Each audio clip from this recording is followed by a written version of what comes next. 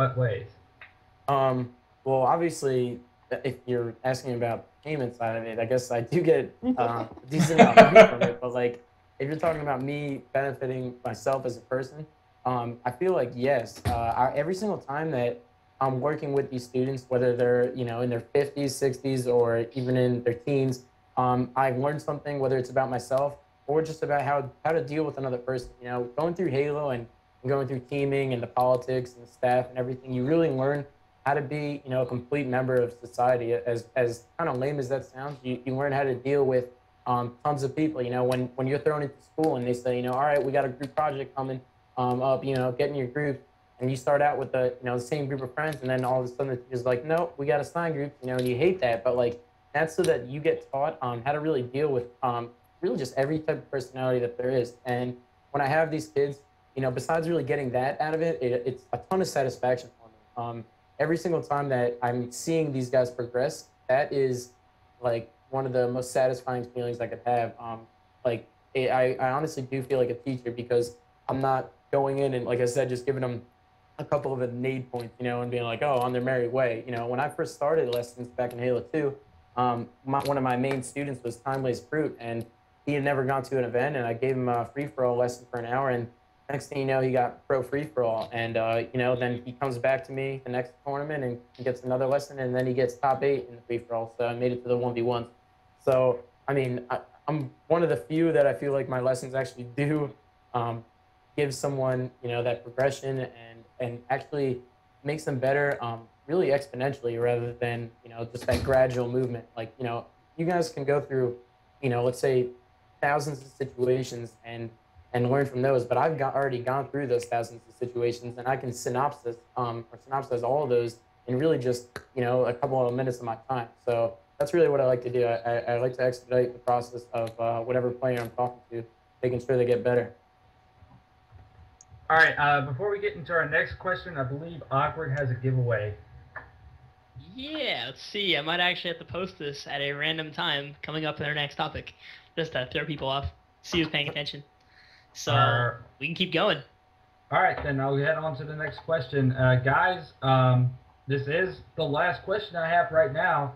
If you want to ask Mr. X or Ghost Ayami a question, tweet it to this Twitter that I'm putting in the...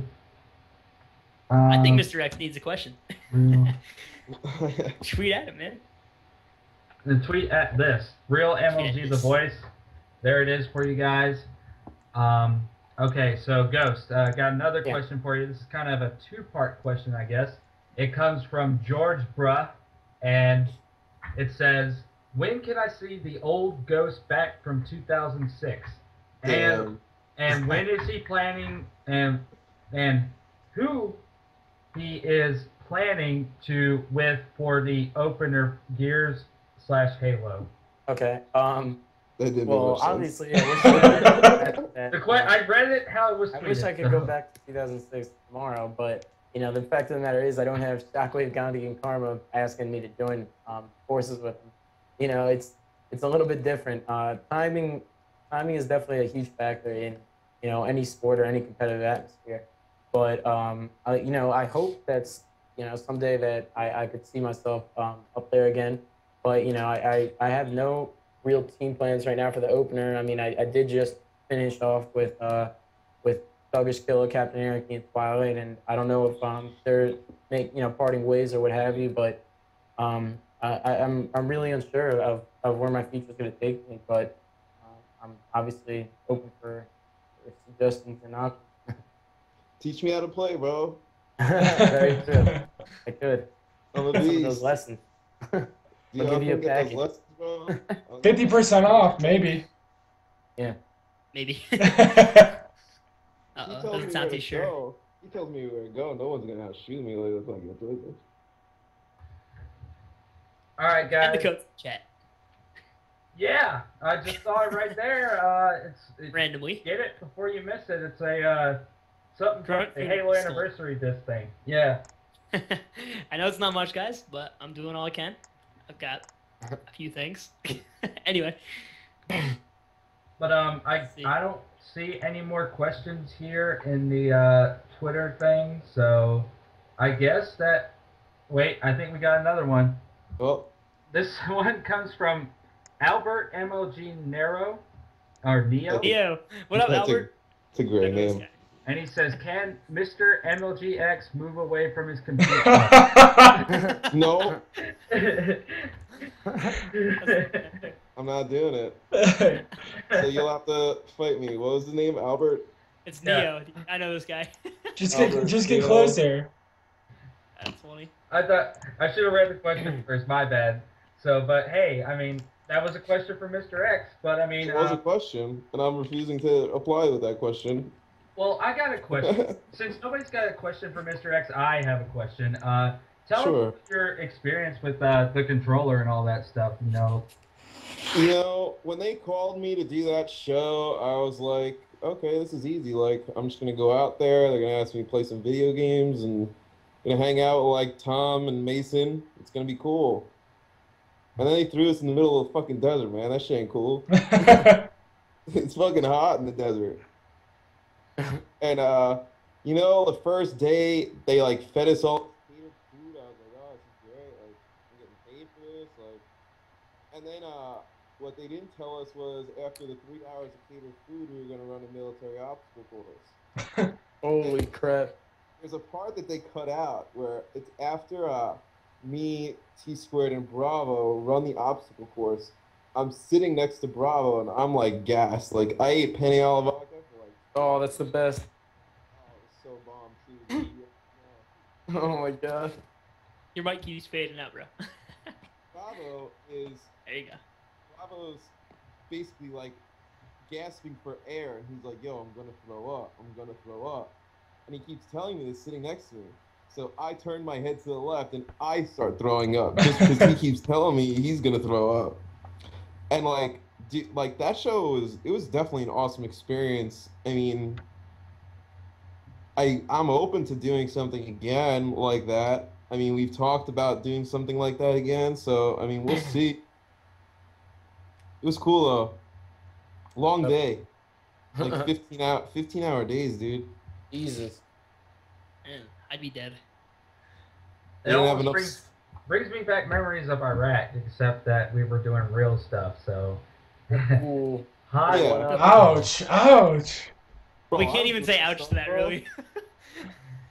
Mr. X is doing real stuff. God. I was eating catered penny a la vodka. I was Yeah. running around He had a doing big boy job. interviews. Right.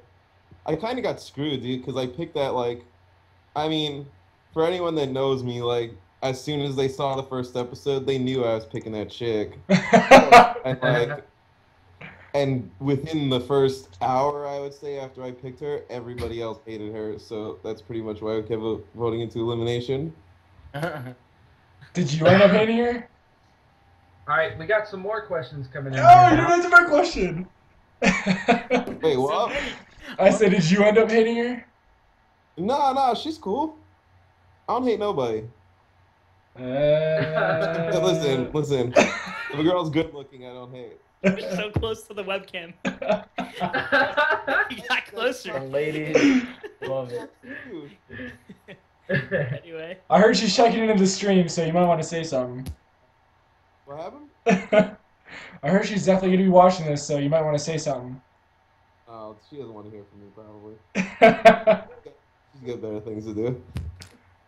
All right, guys. I got the next question. I'm gonna go ahead and answer this one for you. Give me 1 sec. Okay.